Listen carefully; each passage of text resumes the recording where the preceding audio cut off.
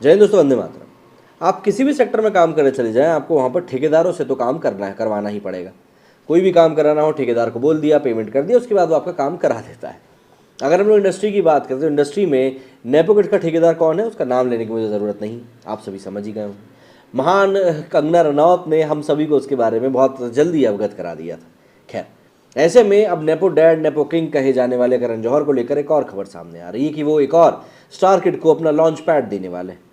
अब इस launch pad को लेकर वो इतने बदनाम हो चुके हैं कि वो एक जो बात है ना कि इतना भी क्या बदनाम होना कि बदनामी का डर ही खत्म हो जाए, वही कुछ सीन अब करण जौहर के साथ हो चुका है। इतना ज़्यादा उनके बारे में बोला जा चुका है, लिखा जा चुका है, कहा जा चुका है कि अब उनको शायद इन बातों से फ़र्क ही नहीं पड़ता। वो बोलते हैं भाई मुझे जो करना है मैं तो वो करूँगा, आपको जो बोलना है आप वो बोल सकते हैं। अगर समझ लेते हैं क्या कुछ सीन चल रहा है और अब वो किसको लॉन्च करने की तैयारी कर रहे हैं। एक कहावत है कि रस्सी जल गई लेकिन बल नहीं है। इसका मतलब है कि किसी इंसान के स्वभाव की वजह से बहुत नुकसान होने के बावजूद भी उसके मूल व्यवहार में कोई बड़ा अंतर नहीं आया। कुछ ऐसा ही हाल इस समय बॉलीवुड के फिल्म मेकर करण जौहर का है। सुशांत सिंह राजपूत की आकस्मिक मृत्यु के बाद से ही उन पर नेपोटिज्म को बढ़ावा देने के आरोप लगते रहे। सड़क से लेकर सोशल मीडिया तक लोगों ने उनकी मजम्मत कर रखी है। हालात ये हो गए कि इस दौर में करण जौहर सोशल मीडिया छोड़कर भाग गए थे। बताया जाता है कि डिप्रेशन में भी चले गए थे, लेकिन जब मामला ठंडा हुआ और वो वापस आए तो भी उनका स्वभाव वही बना रहा। उन्होंने पहले की ही तरह स्टार किड्स को लॉन्च करना शुरू कर दिया और इस कड़ी में अब वो अभिनेता सैफ अली खान और अमृता सिंह के बेटे इब्राहिम को अपनी नई फिल्म से लॉन्च करने जा रहे हैं। इसमें काजोल और पृथ्वीराज भी अहम भूमिकाओं में रहेंगे। कश्मीर आतंकवाद और सीमापार तनाव की पृष्ठभूमि पर आधारित करण जौहर की इस फिल्म से इब्राहिम डेब्यू करना जा रहे हैं। उसी में अभिनेता बोमन ईरानी के बेटे कायोल ईरानी बतौर निर्देशक अपनी पारी भी शुरू करने जा रहे हैं। यानी इस फिल्म में डबल नेपोटिज्म देखने को मिलेगा। एक्टर और डायरेक्टर दोनों ही स्टार किड्स और दोनों को ही करण जौहर अपने होम प्रोडक्शन धर्मा से लॉन्च करने जा रहा है। अभी तक जो सूचनाएं निकलकर सामने आ रही उनके मुताबिक फिल्म में इब्राहिम अली खान के अलावा बॉलीवुड एक्ट्रेस काजोल और मलयाली स्टार पृथ्वीराज सुकुमारन अहम भूमिकाओं में दिखाई देंगे। पृथ्वीराज की ये पहली बॉलीवुड फिल्म है। इसके अलावा काजोल और करण भी करीब 12 साल बाद एक दूसरे के साथ काम करने जा रहे हैं। दोनों ने इससे पहले साल 2010 में रिलीज हुई फिल्म आईन इज़ खान में साथ काम किया था, जिसमें शाहरुख खान लीड रोल में थे। और ये कोई नई बात नहीं है जब करण जौहर किसी स्टार किड को शानदार तरीके से लॉन्च करें। इसी साल मार्च में करण ने अपनी फिल्म बेधड़क का ऐलान किया था। इस फिल्म के जरिए भी वो 3 नए कलाकारों को लॉन्च करने जा रहे हैं। इसमें टीवी एक्टर लक्ष्य लालवानी और गुरफ्ते परिजाद के साथ अभिनेता संजय कपूर की बेटी शनाया कपूर भी शामिल है।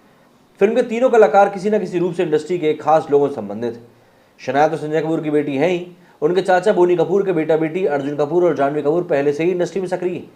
जानवी कपूर को भी करण जौहर ने ही अपनी फिल्म धड़क से लॉन्च किया था। वहीं साल 2018 में रिलीज हुई इस फिल्म में एक्ट्रेस के अपोजिट ईशान खट्टर थे, जो कि खुद फिल्मी परिवार से आते हैं। उनके भाई शाहिद कपूर बॉलीवुड में पहले ही मजबूती से जमे हुए हैं। बॉलीवुड में नेपोटिज्म की बात तो लंबे समय से हो रही है, लेकिन लोग इसकी चर्चा दबे जुबान से ही करते थे। साल 2020 में अभिनेता सुशांत सिंह राजपूत की आकस्मिक मृत्यु के बाद लोग भड़क गए। उसके बाद बॉलीवुड के मठाधीशों के खिलाफ नेपोटिज्म की लड़ाई तेज हो गई। इसमें सबसे ज्यादा निशाना करण जौहर पर ही साधा गया। अभिनेत्री कंगना रनौत ने सोशल मीडिया पर जमकर अपनी भड़ास निकाली थी। उन्होंने फिल्म इंडस्ट्री के नेपोटिज्म को सुशांत की मौत का जिम्मेदार भी बताया था। इसका सरगना करण जौहर को बताया था। इन आरोपों के बीच करण जौहर लंबे समय के लिए सोशल मीडिया से गायब हो गए थे। कहा जाता है कि वो कुछ दिनों के लिए डिप्रेशन में भी गए थे, लेकिन जैसे ही मामला शांत हुआ वो सोशल मीडिया पर एक्टिव हो गए और उसके बाद उन्होंने अपने दामन पर लगे दागों को साफ करने के बजाय उनको एक तरह से प्रदर्शन ही उनका करना शुरू कर दिया। इसके बाद एक साथ 21 फिल्म निर्देशकों को बॉलीवुड में डेब्यू कराने की योजना बनाई, जो बॉलीवुड से बाहर के। इसका सोशल मीडिया पर जोर से प्रचार भी किया गया था ताकि लोगों के बीच एक पॉजिटिव मैसेज जा सके। इतना ही नहीं, इमेज बिल्डिंग के लिए उन्होंने एक इंटरव्यू में कहा कि मैंने हमेशा प्रतिभाशाली आउटसाइडर्स को मौके दिए। हमने 21 डायरेक्टर्स का डेब्यू कराया, उसमें से 16-17 युवा फिल्म मेकर्स बाहर से थे।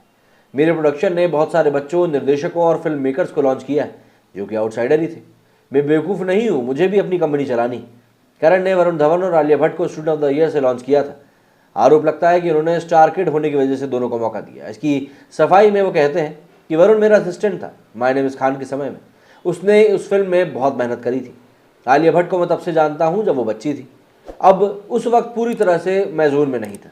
उसने करीब 500 अन्य लड़कियों के साथ फिल्म के लिए ऑडिशन दिया था, जिनमें से 380 इंडस्ट्री की नहीं थी। करण जौहर चाहे जितनी सफाई दे लें, सबको पता है कि वो अपनी हरकतों से बाज नहीं आने वाले।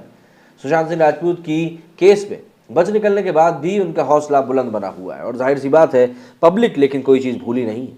पब्लिक को सब चीज़ें याद है, इसीलिए जब भी कोई इस प्रकार का डिसीजन करण के सामने आता है तो पब्लिक भी बेधड़क होकर सामने आ जाती है। आपका इस बारे में क्या कहना है कमेंट करके ज़रूर बताएं। मेरे इस वीडियो में फिलहाल उतना ही। जय हिंद, जय भारत।